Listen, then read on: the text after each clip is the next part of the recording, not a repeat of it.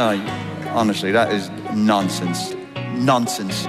All nonsense. They say many garbage things. You don't know what you're going to get. Melodrama upon melodrama!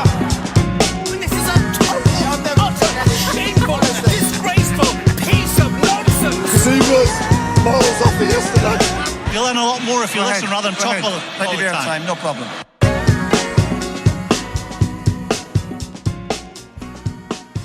Hello, everybody, and welcome to a No Nonsense podcast with Cathal and Will. What was it, 20, 30 years ago, Will, that Alan Hansen famously said, you'll win nothing with kids, or to give it its official name, the Carabao Cup. Yeah, I've seen that quote. That's right, Liverpool fans. I'm shitting on it straight away. You've won nothing. No. I mean, to be fair, we all said the same thing about Man United when they won last year. It was like, lads, relax. You know, it's the Carabao Cup. You know, so I think Liverpool should get the same treatment. No, 100%. This is the thing. If your team wins Carabao Cup, great day out. Huge for the club. Actually, a lot of momentum. Any other club, give over, lads. No one cares. Oh, look at this! Like Klopp's best day of his life. Is it? Fuck off. I think, and I saw this graphic a couple of times over the weekend.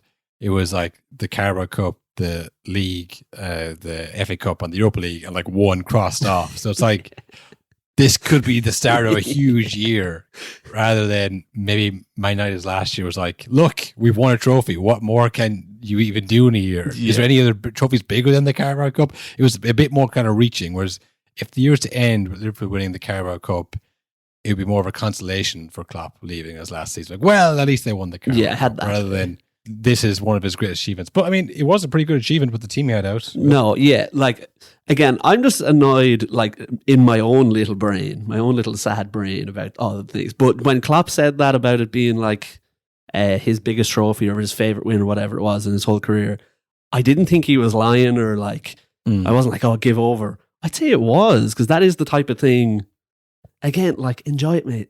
When the fuck are your kids gonna beat Chelsea? You know what I mean? Literally a team of 16-year-olds is what finished the game off. Like, yeah, it was pretty much Chelsea's full team. I mean, they were missing Thiago Silva, which you might say is better for the team rather than having him. Nkunku didn't start, but he'd come on. But other than that, I mean, they had pretty much everyone, didn't they? I mean, no Reece James, but again, that's kind of like, well, when have they had Reece James? It's their usual injuries. Yeah. So versus Liverpool, who started without Darwin Núñez or Mo Salah, even Curtis Jones has played a lot this year. They were starting Harry Elliott. It was a much weakened Liverpool side, which probably made it a better game than it might have been if they had the full strength Liverpool side out there. Yeah, but they did have another injury that they had. We had talked about last week, because Alisson is out. But that's the worst thing that could happen to Chelsea. The Carabao Cup is where Quadruple Kelleher lives. We said that's the whole reason he's at Liverpool. You're not going to get these finals anywhere else. The Kelleher Cup. I mean, he's managed to up his game for this competition. It's like, you know, Real Madrid in the Champions League. It's like Quadruple Kelleher and the Carabao Cup.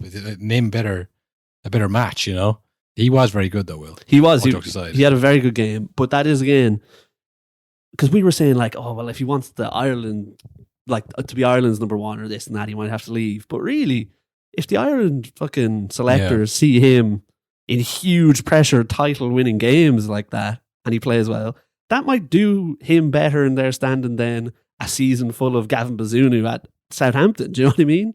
It's like, fuck, we've learned a lot about Queeveen today. Yeah, no, that's true. And I said this the last time, that it really only matters if Bazunu comes up with Southampton or some other team next year, and he's playing all the time and playing somewhat decent. I mean, the standard isn't that high. Yeah. So he has to, you know, beat out prime Shea Given or anything in the goal, playing for Newcastle. Like, it's like he's one of the only Irish goalkeepers who's playing at all that we could see at the Premier League level. So, you know, he has another couple of months now while Alisson is out injured.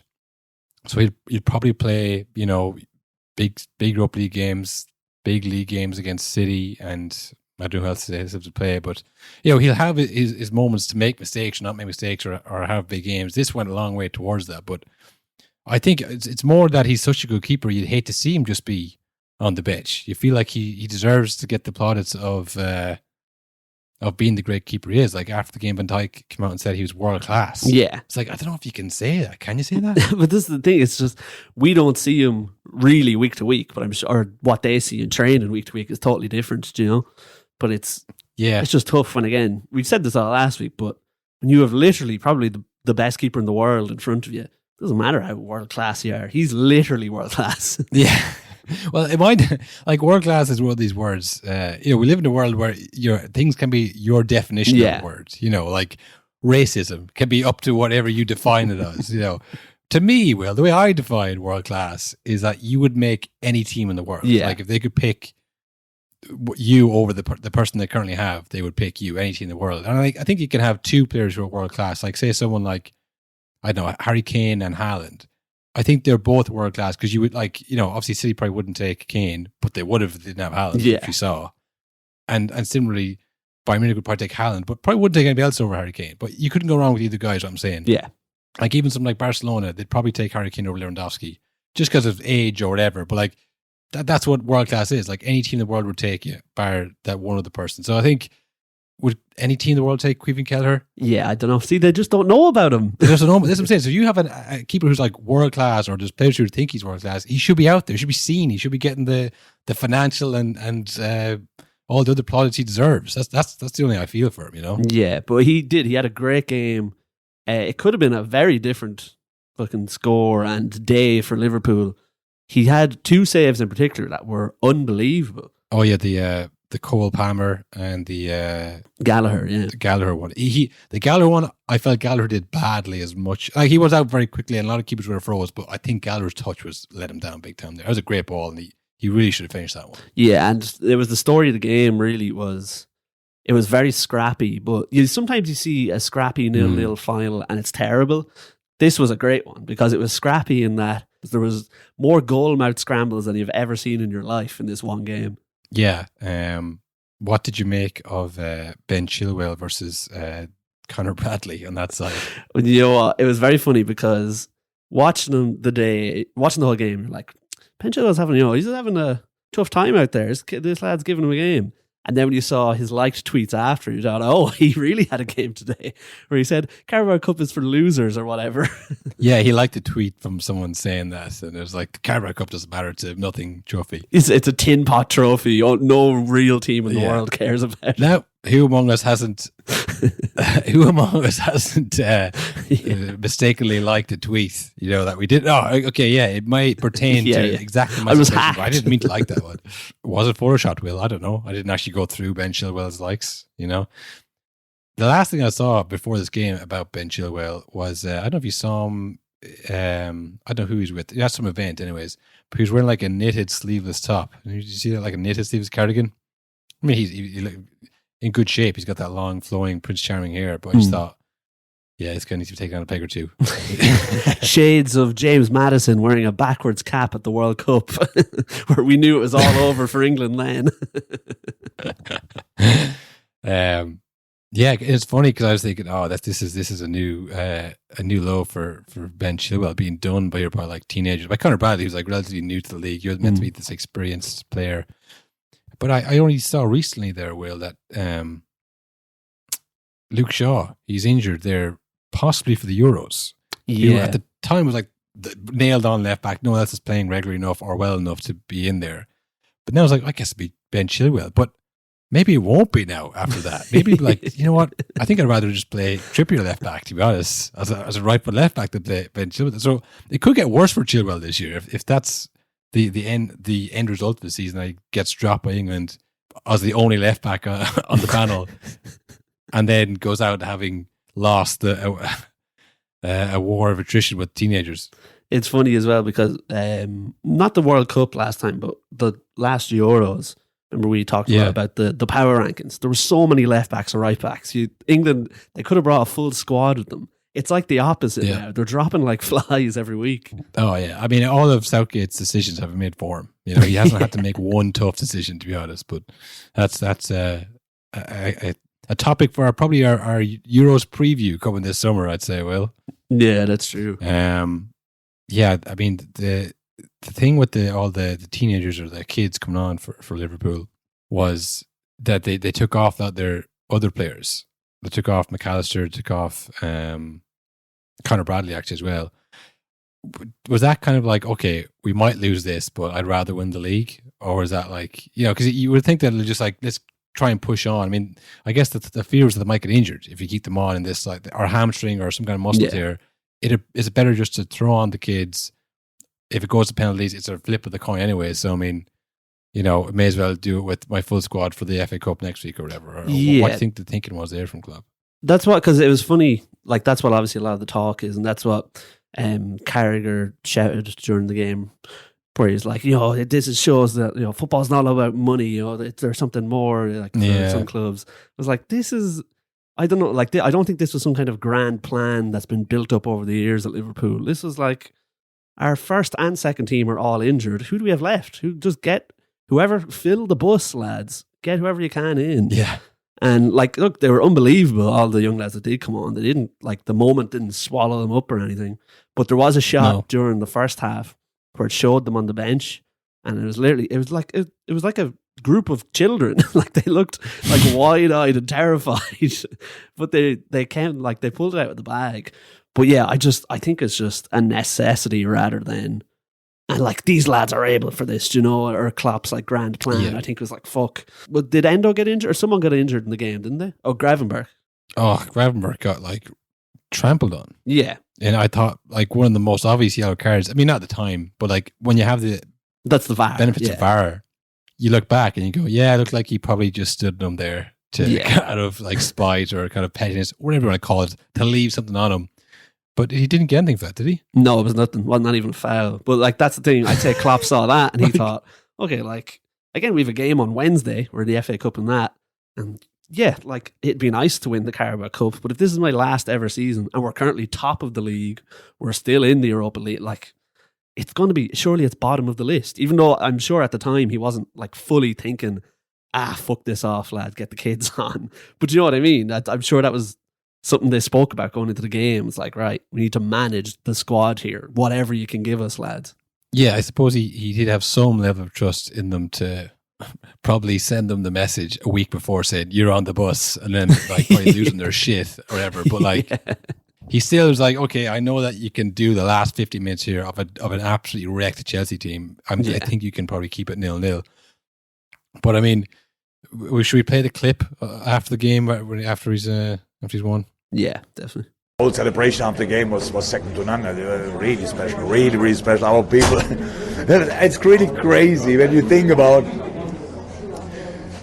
And I know fans of other clubs will say it's just Carabao and stuff like this. Yeah. You wish you would be here. So come here and play a game like that against an opponent like that and win it. You deserve to win it. That's super special. But quadruple, what you mentioned, nobody in this country wants to see a quadruple winner. That's why they put the next round of FA Cup just 3 days after a final, and I have no clue who we can line up on Wednesday. So we'll see that. Maybe Southampton will benefit of that or not. I have no idea who we can line up. Somebody will wear a Liverpool shirt, I would think, and will play against Southampton. Magic, thank you. So you can tell from that clip anyway that he's thinking about the FA Cup the whole time. So he does have some kind of holistic approach in his head of like, we have a game Wednesday and then we have more games the weekend. Yeah. We'll probably have to play this weekend, the fixtures on a Tuesday at some point, a day before the Europa League. This is why he needs a break, because exactly. It's this kind of stuff.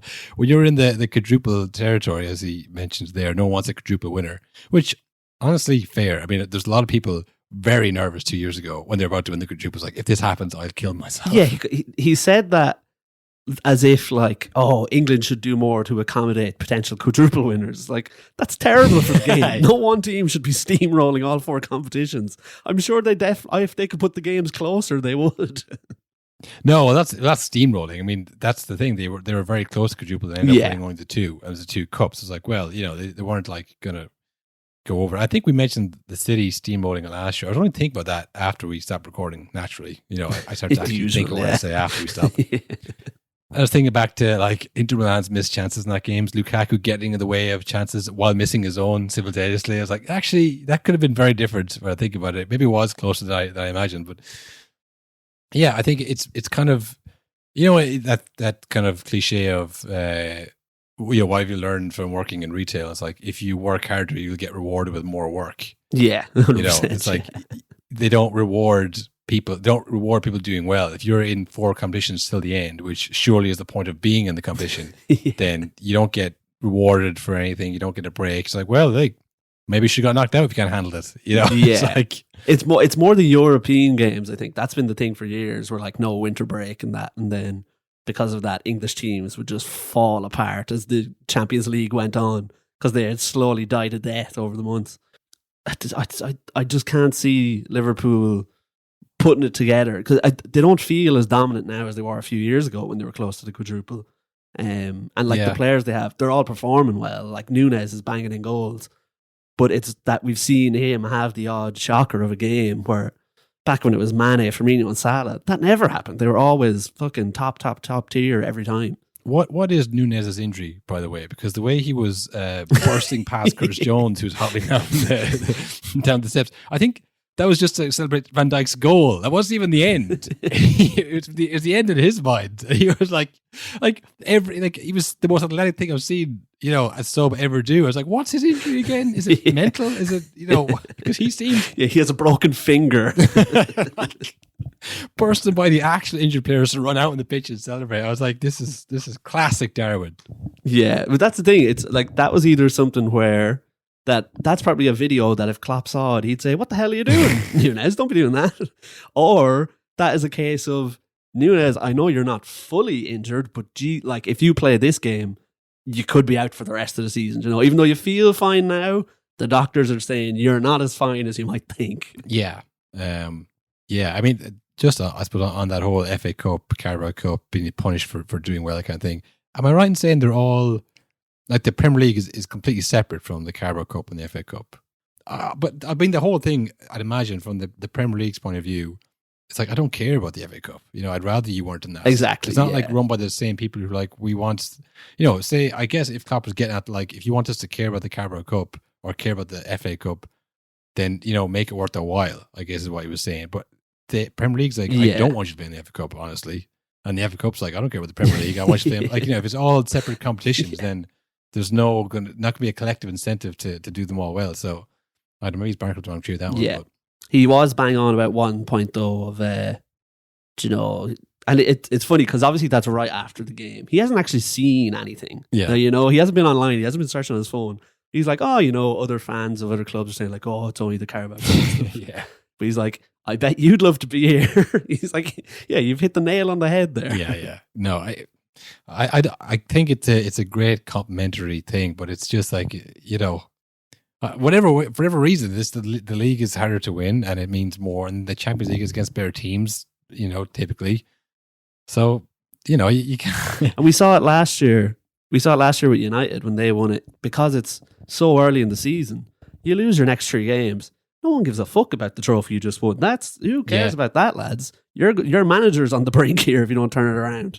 And it's especially last year United. Now I don't think it'll be the case with Liverpool because they've had more recent success and bigger success.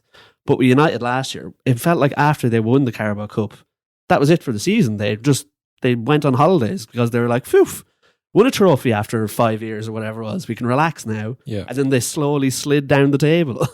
Yeah, and that's, I think, why people were annoyed at the whole, like, Man United won a trophy, Ten Hag is turning it around. It's like, yeah, we're not really using that as a stepping stone. It seems like you feel like you've achieved all your goals now and you can retire happy at Man United, when it was like, it's a part of a trophy that you're going to win this year. Again, if you've been going bad for a season, it shows that you have the capability to win, I think. That you have players that aren't going to shrink in the final or whatever you want to say. I mean, Gary Neville was really giving it to those Chelsea players, saying they shrank and saying they disappeared and you can't lose a final like this. It was very like, okay, this is a really damning thing on Chelsea. But they're young lads. It's a team of young lads. I think there's a stat going around where, because the people are using it as a stick to beat Liverpool, where Chelsea actually had a younger squad on average starting the game, but they didn't at the end. They had by a mile, I'd say. But that whole thing of, like, it's a group of young players who, as we always talk about, they see and read and hear everything and it affects them all mentally. And then you have Gary Neville on commentary calling them, what was it, the £1 billion bottle jobs and all this. Like the blue £1 billion bottle jobs. I mean, he definitely read that off Drury's book. He slid it over to him. Rage, like, I cannot believe you stole that. Classic Drury kind of alliteration. It's got pure Drury written all over it. But I mean, yeah, and then I know the penalty or the goal that was disallowed, Van Dijk's goal that was disallowed. Yeah. I mean, I kind of actually agree that it probably wasn't the right call, you know. But I mean, yeah, the whole commentary team there, Drury aside, Poetic Pete aside, I mean, Carragher, mad Liverpool fan, he's not going to look at it objectively. You had Neville there, who's on record as hating Liverpool and preying on their downfall. I mean, I don't know if you saw a clip of our fellow broadcaster, Gary Neville, on his own podcast, and they were detailing when he found out the news that Klopp was leaving, and he texts Carragher delighted, like, your team is shit now, or whatever. Like, I mean, this is the guy who's going to be giving unbiased commentary, but whatever. And then you got Mike Dean, who's going to be representing the refs, and he's not going to disagree with anything the refs do. Yeah. So it's just like three people with clear biases who are talking about decisions. Like the Carragher one who was talking to Mike D is like, oh, right, well, then if every time you obstruct a keeper, is that a penalty? And Mike Dean's like, no, not always. It's like, oh, well, thanks, Mike. You know, it's just like, what's happening? Like, just like you're clearly biased. And it was the other way around. You know, well, that Carragher was saying, it's letter of the law, you know, letter of the law. Exactly. Like, yeah. It's the thing where they cut back to Jim Redknapp, who's kind of more old school Sky. You know, like he obviously played. It's a sad day where Redknapp is the cooler heads in the cooler head vice versa. But he played for Liverpool for a lot, and that's probably where his best years were. But then he played for Tottenham, he played for Southampton, and he had injuries, and you know, and he's not a Liverpool legend by any stretch of the imagination. You know, so like he could look at it and go, listen, that's the biggest issue is consistency. It's a bit unfortunate. Maybe Call would have been in the goal, but I mean, it was a great finish by Van Dijk. And he just summed up in like 2 minutes, like unbiased, like, yeah, whatever. Like, if you have, you know, who is this? Graham Stevens on there, who's won the European Cup with Liverpool and has done all these things. And he had a little bit of biases, but at least he pretended. At least there was some kind of suspension of this belief there that, like, maybe he is giving an unbiased opinion. But when they come on and it's like, just not even trying, it's like, I don't know. Yeah, and that's the worst thing. I agreed with Carragher, but I just was annoyed the way he was going about it. Like shut up, man! Stop crying, will you? Just call the game, you know. But yeah, exactly. And it's the same then with Gary. Like I don't know. I hate that thing where when commentators, and we say the same thing about like some big football podcasts, when they're like disrespectful to the players or it's insulting to the players and stuff. It's like, don't be spreading that around. Like it's fucking hard enough for these lads already. You don't need fucking the people on TV calling for their heads as well, like. Especially when Neville, like, definitely has a grudge against Chelsea because he probably thinks they cost them 2 more league titles towards the end of his career. You know what I mean? I could have won 2 more if it wasn't for those fuckers. But like to take it out on like, you know, 21-year-olds and 22-year-olds, like Malo Gusto's, like I think they look older because I have like neck tattoos and long hair and stuff. Cool like, haircuts. Yeah. These grizzled mercenaries come to Chelsea. Like, no, they're kids. Like, who were boss. Yeah. Like, a lot of them gazumped and were like, had no option from wherever club they came from. They came and said, listen, Malo Gusto, we've been offered way more money than you're worth. You're going, goodbye, get out. And now they find themselves at Chelsea under their 3rd manager at this point, is it? Yeah, 3rd manager and 7 years to go. Yeah, with like these huge contracts. I mean, just to call them out and be like that, you're not calling out John Terry. You're not calling out who you think you are, Gary. Like these are just like young players who have lost a final, and you're calling them bottle jobs. It's like it's just rude. It's just disrespectful to these players. It's rude. Yeah. Like again, it's a thing we avoid doing. So surely Gary Neville knows not to do it. This is it. Like for like gobshite podcasters like us who's never come anywhere close to that level to be like, yeah, I think he's overrated, you know, which is like bad enough anyways. But like for a forward player who's been there and lost finals to go, I'm going to call him bottle job, the big blue $1 billion bottle job, bastards, pricks. You know, like what is your problem? I mean, on Chelsea, do you think Poch will see the end of the season? Oh, do you know what? I think the fact he's here now. And like they've been in 10th all season, I think you might as well let him finish in 10th. Do you know what I mean? I don't think anyone's going to turn this around. There's probably the distance between where they are in the league and 4th is too far for someone to come in and fix. So yeah, I'd say look, give him the end of the season. think that's a nice, respectful thing to do if you're going to get rid of him, or because it doesn't feel like he's going to be able to turn this around. It doesn't feel like anyone will, because again, it's a team full of young lads who don't know each other, and they're there for life no matter what happens, according to their contracts. So why would they try? I don't know if the nice, respectful thing is a thing that Premier League clubs tend to do, Will. I think it's more the most disrespectful, ruthless thing they usually opt for. I think he'd be gone by now if they weren't trying to be like, okay, lads, we were a bit fucking out of hand with Potter there. Let's try turn this around, you know? But I don't know, I can't see it going long term. For Liverpool, 1 down, Will, how many more to go? This is the thing, like, it's unbelievable that the kids were able to turn around in this Carabao Cup final. But like Klopp said in that quote, he doesn't know who's playing the FA Cup on Wednesday. And like the Premier League's not too far after that. So you have to think, right, the kids were able to get through in this one time. Are they going to be able to do it for the rest of the season, or the FA Cup or the Europa League? Yeah. Because the injuries are coming and they're not stopping. Again, like every game, it seems like they lose someone else. Yeah, by the time you listen to this, they may be knocked out the FA Cup on Wednesday. It's that close. So that might be already gone. The Premier League, they're still in it, Will. They're still on top. It doesn't feel like they are, but they are. It's mad because it's become now a case where every weekend all of the teams on top win. And it just feels like who's gonna blink first? It's never like this. It's always, how much do you blink while City don't? It's just crazy to see now. And then honestly, the Europa League, I've not been following it even a little bit, to be honest. Yeah, no, me too. No Man United, I'm not watching it.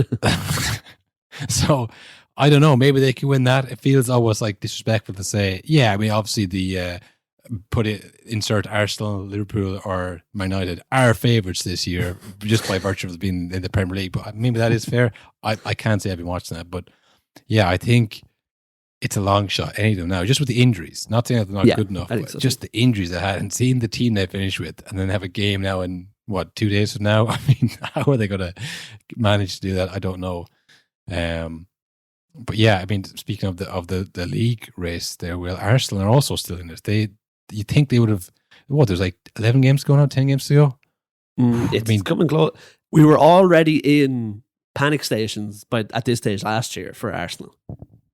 Yeah, well, this is it. So, I mean, you would have thought they would have dropped off by now, but they've turned out against... As long as they're not top, Cahill.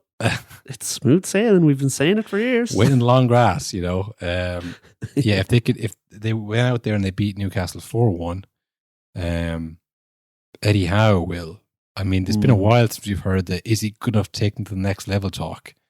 But I don't know, maybe I'm not following the right channels, the right communication channels. Surely Eddie Howe must be in a bit of trouble here, no? You would think so. And again, it's the story of football now is the injuries have mounted up. They lost Nick Pope and Callum Wilson. Nick Pope, I think especially, has killed them because it felt like overnight, as soon as he was gone, the whole thing just fell apart. But yeah, it's not looking good. And again, it's looking like, I just don't know how you turn it around, because what made them successful last year is impossible to do this year. They brought in rules specifically to stop it. Yes, it was for all intents and purposes the Newcastle rule. It was after that Arsenal game. Arsenal, as we all know, have a very strong online presence, and they caused quite a fuss about that game where the ball was in play for 42 minutes, something like that, of something 90. like that, yeah. Something insane. It's like that is probably a bad look for the whole sport. So we'll bring in these time wasting rules. I don't have stats for me, Will. Honestly, this isn't a stats based podcast. We all know No, this. it never was. I don't know, has there been many goals scored against Newcastle in the extra 6 minutes either side of the half, but they've certainly been doing badly, or doing worse than they were last year. Now they've had injuries and the Tonali suspension. Yeah, and all that's true. that. Actually, it hasn't been good. Wilson's been very injured. So has Isaac up front. He hasn't. You thought he might kick on, but I think it's injuries that has cost him as well. You asked there, how do you turn this around, Will? I know one surefire way to not turn around. Oh yeah, how's that? Blame the players. Oh, never works. Our favorite thing, I would say, on this show. It's good to see because you can see what's happening in real time. You know. Yeah. the managers always think maybe this is the move, maybe It's never. Newcastle, of course, are also playing FA Cup this week. I have a headline here from The Guardian. Newcastle playing for their futures in Blackburn FA Cup tie, warns Howe. So, as we discussed before the pod, Will, this is a message to them saying, I'll be here long after you are, players, just in case you thought, all I have to do now is just kind of see this out, Howe will be gone, and then I press the new guy, So Howe's now saying, maybe you'll be gone before I'm gone, pal, But as we've seen, that is never how many teams do we know in the Premier League who are on their fifth manager and the pundits spend every game saying they've let this guy down now as well? Like the players always outlast the manager. Maybe not all of them, maybe one or two particularly bad eggs might go, but the vast majority of players outlast the managers because it's too expensive to get new players. Like I say, I don't think they've been troublesome players. I know I haven't been following every aspect of the Newcastle team. Maybe a more Newcastle-based podcast could help us know, is there kind of trouble in the camp? But I mean, it just seems like a lot of injuries and maybe some players who aren't as good as the players they're playing against. It seems like just like a footballing thing, but there's some choice quotes here from Howe. This is about the Arsenal game, as we mentioned, they lost 4-1. Regardless of how you set up tactically, it's about individuals doing their jobs and making sure they don't make individual errors, he said. We've been guilty of that a lot in the last few weeks. So individuals making individual errors, but we as a team have been, guilty of that. So it's bringing them back in, but also it is also very much on you. We need to do better in a lot of areas. We just did not perform in Arsenal. There are no excuses for that, and we have to take full responsibility. Again, the collective, we have to take responsibility for individual errors. It's mind games here from Eddie Howe. And the manager can't make individual errors, crucially. He's not on the pitch. You never see, maybe the wrong subs or something, but when the individual errors in football means someone's done something stupid on the pitch and it's cost us. The reporter then will sensed that he could poke the situation and get something out of Howe. And Howe, honestly, I think was probably angling for this. Asked if senior players were playing for their futures, Howe said, I can't disagree with that sentiment. Every aspect of our game was off at Arsenal. I mean, that's... That's the type of question from that journalist also. He's like, I'll ask this, but he'll definitely just be like, no, or, he'll pass by. For him to say, yeah, definitely, I'd say that journalist was buzzing. It is. There's a headline. I'd say Howe was buzzing with that too. He would want someone to ask that questions. And listen, I didn't say that, but I couldn't, in all honesty, disagree with that sentiment. We don't want to be easy to play against, and I take full responsibility for that. So Howe acknowledging a squad has lost their streetwise edge that made them such an awkward opponent last year. The streetwise edge, the dark arts, whatever to call it, Will. We have to find solutions to still be effective and defensive. And yet at the moment, the balance between attack and defense isn't right. Our game management hasn't been as good as last season. It's something we need to look at. There's lots of we's in there, It's individual errors sprinkled in there with a lot of kind of collective kind of responsibility. But senior players are playing for their futures there at Newcastle. I don't know, is he watching the senior players play for his future though? Is that probably more what's happening? I think so. I think, because again, these are all players who were brought in, not all of them now, but a lot of these players were brought in over the last 2 seasons, and nearly every one of them at the time and over a few months, us and many other people were like, this is unbelievable work from Newcastle. Yeah. Where are they finding these lads? These players are unbelievable. Even players like Anthony Gordon, who I'd say when they first got him in, there was a bit of criticism. He's proved everyone wrong. And it's like, geez, Newcastle, another clever bit of business from them. The fact United are trying to poach their director of football, and it's a whole thing that how does want to happen and all that. Yeah. So it's like, for all of a sudden now, it's like the players aren't good enough. They're not performing well. It's like, but we spent a lot of money on them and they were good deals at the time, Eddie. I think when you do this move, when you say it's the players, they need to take responsibility for individual errors, you're almost kind of interviewing for the next job in a way. Yeah. You're not saying, listen, it just all fell apart for whatever reason. I take full responsibility for that. Because then the next job is saying, Well, he admitted himself that he just couldn't manage the whole thing last year. But if he is like, listen, I don't know what's happened. These players are just, they're law of themselves. Nobody could manage these players. It's like, you're just setting yourself up to like a bit of insurance. Get the narrative out there. Control the narrative of like, it's the player's fault, not me, the manager. Look how well they did last year. But this year, they've changed. Their heads are gone, So, yeah, I would be... I and Eddie are probably fearing for his next few months. And I don't know where he goes next then. Chelsea, probably. Well, I mean, where's Graham Potter gone, Waiting in the wings for a big job. Sometimes you get sacked from a job like this. There isn't many other ones that will take you on. And if you're Graham Potter as an example, as I just used there, he probably got a big contract at Chelsea. He got the skin fade. It's cool in the suit. He's not going back down to Bournemouth, or he's not going back down to a Norwich, or he's like, no, I'm a former Chelsea manager. That's my level. Eddie Howe now is like, in his mind, at the richest club in the world, Champions League manager. He's not going to go back down below that. He's not going to want to go back down below that, nor should he. But I think if you leave badly, then there isn't many options afterwards.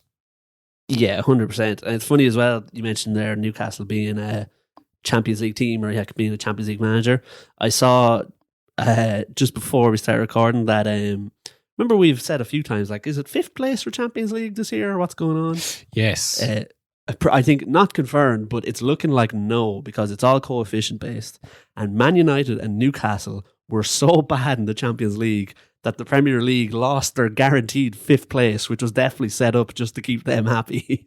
100% keep the big money teams in it, the revenue teams in the competition, like Man United. Maybe not Newcastle just yet, but it's not looking like 5th is going to be Champions League.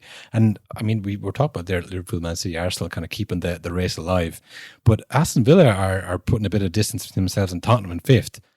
So Aston Villa won 4-2 the weekend there. They have a very decent squad. Technically they're only 8 points off Liverpool, which is pretty insane to be 12 games to go and still have 4th place, only that close. But I don't think they're quite going to make a push for the title this year, but I think they're fairly solid in that 4th spot. I don't think they're going to have that much of a capitulation that Tottenham or Man United can catch them at this rate. Yeah, because it feels like United especially, they can go on a run. They can win 4 games in a row. They can win 5 games in a row. But as soon as the slightest thing goes wrong, then it all falls apart. And like literally in the space of 90 minutes, they can just lose it all. And then it's back to like, oh, get rid of Rashford, get rid of this. And it's just, the circus is too much. And it's too hard for them to just be sustained. And like we were saying about Arsenal, just keep chugging along. No one's talking, like people are talking about Liverpool, talking about City. But United, everyone talks about them. So it's too hard to make up the ground because there's too much pressure to come 5th. Whereas, again, Aston Villa, just keep chugging along. As long as you're, don't come too close to the top and people start talking about you. But 4th would be unbelievable for Aston Villa. Genuinely, from where Gerrard was with them a couple of seasons ago.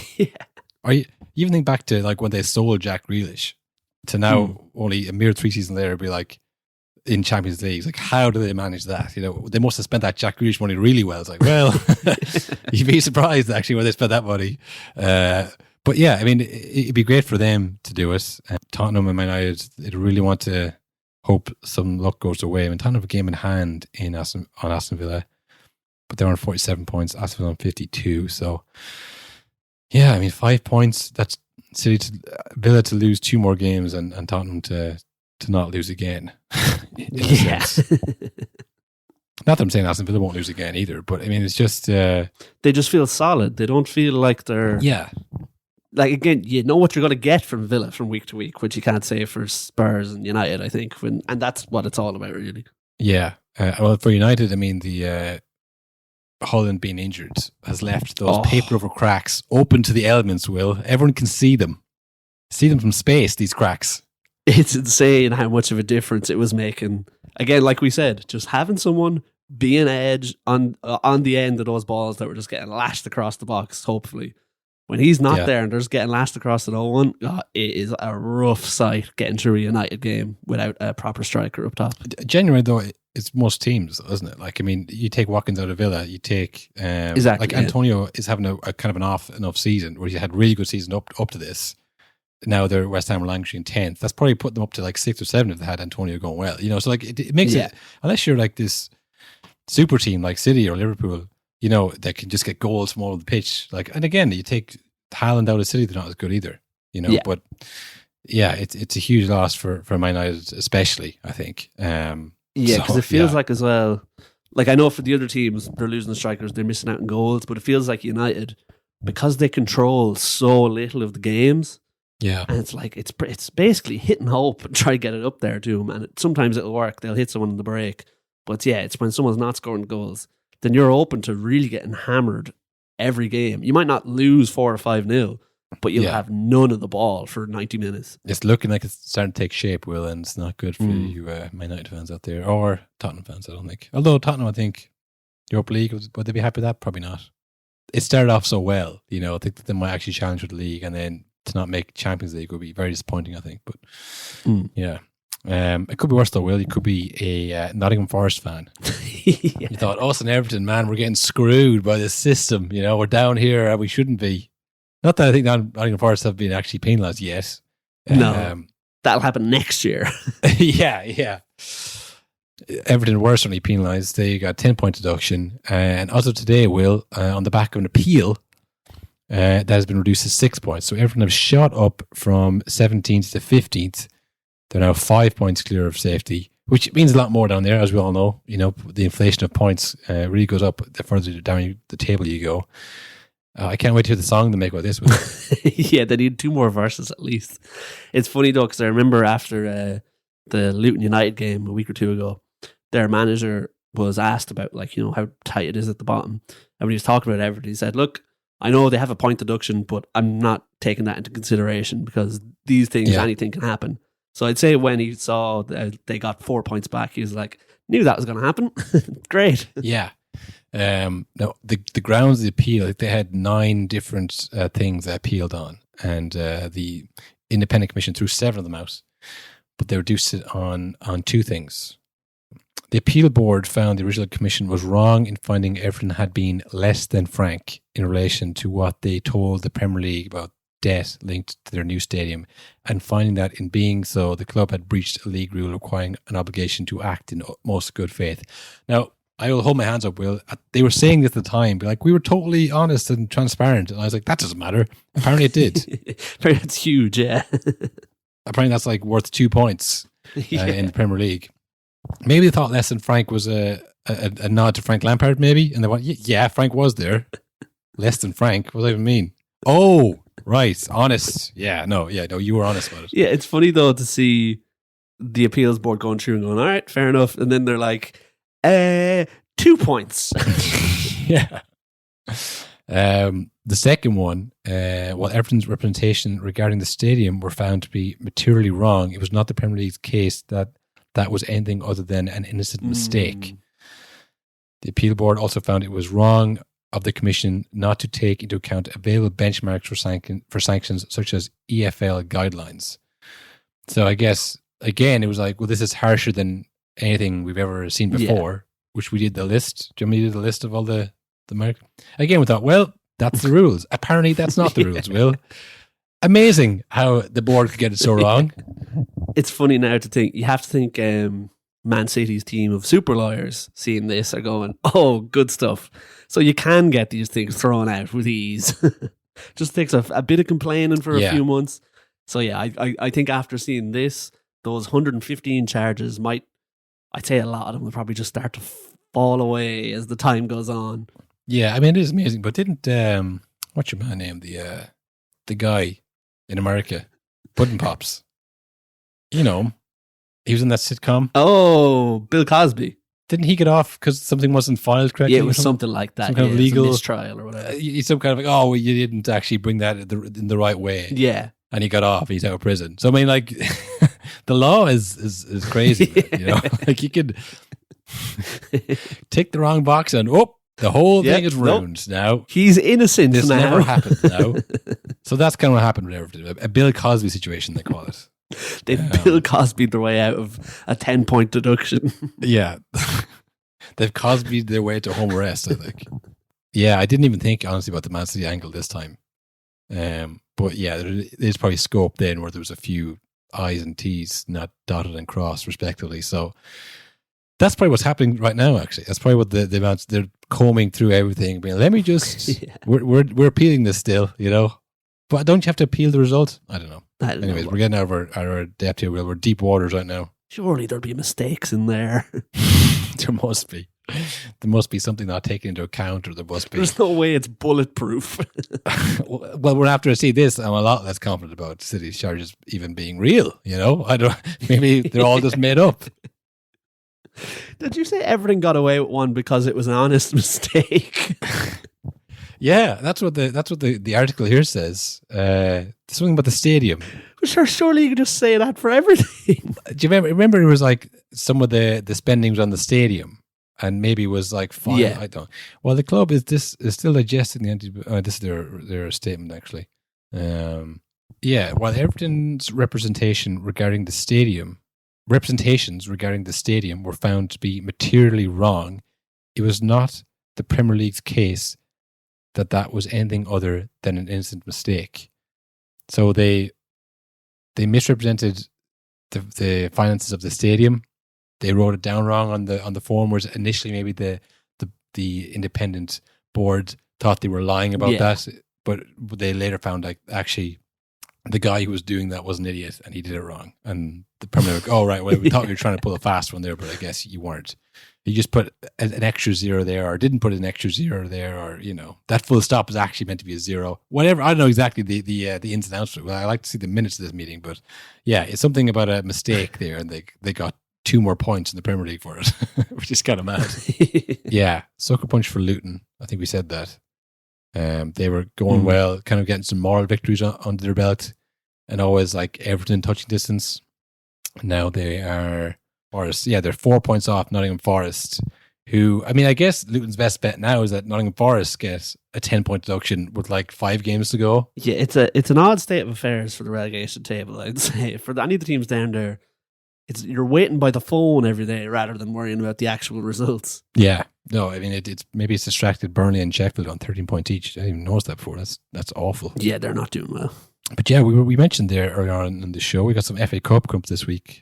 Was that third round, second round, fourth round? Are we at any kind of knockout stage, quarterfinals, semi-finals kind of thing? I think it's the only round you didn't say. I think it's the 5th round. Oh.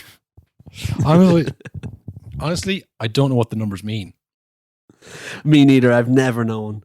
All I know is like group stages, then last 16. When it's 4th, 3rd, 2nd, 5th, 1st. I mean, first round is very self-explanatory, but I'm not sure where along the tree, the bracket. Where's the kick into gear? Yeah. Where's the big teams going to be, you know, where will this be humiliating to lose to a team? You know, I'm not sure when. But we'll be covering it. You know, we have Liverpool's under 16s versus somebody. We'll see Newcastle players fighting for their lives, fighting for their careers under Eddie Howe. There's a lot of cliffhangers in this episode. Yeah, kind of a wait and see episode. You know, we're just kind of setting it up. this round of fixtures. I mean, you got Liverpool, Southampton, Nottingham Forest, Man United, Wolves, Brighton, Chelsea, Leeds, Blackburn, Newcastle, Luton, Man City, Bournemouth, Leicester. All kind of Premier League-ish teams. You know, teams have been in there, and then Coventry versus Maidstone United. How did they get there? That's the magic of the cup. That is the magic. I mean, it's all about the fixtures, isn't it? What in the hell is going on here? Maidstone United. They have, you know what thing of these two teams, Will? You know the digital logos all the teams do.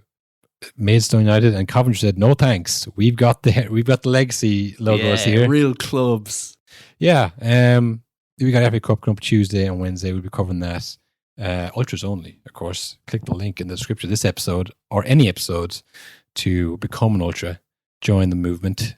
Join the action. We'll be doing all sorts of stuff throughout the rest of the season. We've got Champions League up next week, I believe. We'll round off the second leg of the exciting Champions League this year. See what surprises that holds for us. Hopefully they kick into gear. We'll also have the Euros coming up. I know it's only February, but it's closer than you think, folks. You know, the summer weather, the beer gardens like 21 degrees, maybe. That's all coming. And if you want to listen to our Euro coverage, and most will be on that, to be honest, because we games all the time. We're going to be covering as much as we can of it throughout the summer. It'll all be available to ultras, and we'll get the free episode as well. But you want to get a full holistic approach, every detail that we've seen covered, then that's where you're going to get us. Until then, I suppose, like, share, tweet, follow, rate, yeah, comment. Did you say that? Subscribe, click the bell, subscribe, bell, smash, email, bell, email us at nononsenspodcast@gmail.com. If you have any kind of long thoughts you want to read out. Other than that, you can message us on any of the DM. social media. We're on all of them. A DM. Slide into our DMs. Is that a thing people still say? I think so. Anyhow, we will be back later on the week for the ultras. For non-ultras, we will see you next Monday. Godspeed. Good luck. No, honestly, that is nonsense. Nonsense. All nonsense. They say many, many garbage things. You don't know what you're gonna get. This is a total, utter, shameful, disgraceful piece of nonsense. He was miles off it yesterday. You'll learn a lot more if you listen rather than topple all Plenty the of time. time, no problem.